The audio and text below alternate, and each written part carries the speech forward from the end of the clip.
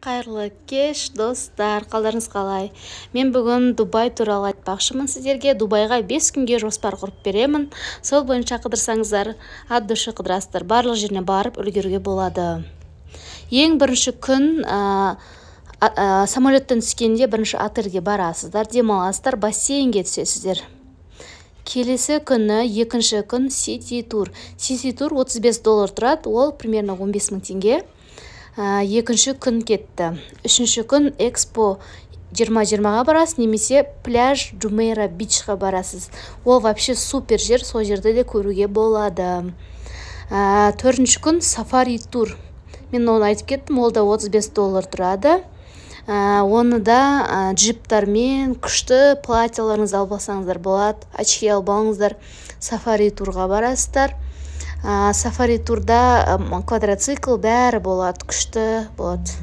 Одан кейін 5-ші күн ол Дубай мол.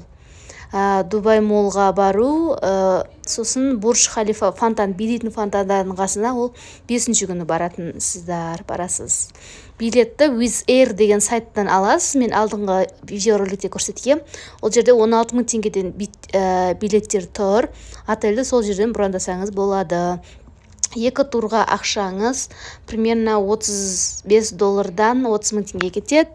Гүлдер паркіне баруға болады. Бағана Сити турдың ішінде Miracle Garden деген. Оның кіру бағасы примерно 5 000 теңге. Сосын метроға айттым. Silver Gold деген карта сатып алсаңыз 5 000 теңгеге еркін жүруге болады. Сосын таксилары қымбат. Ол жақта таксиға көп ақша кетіп қалады.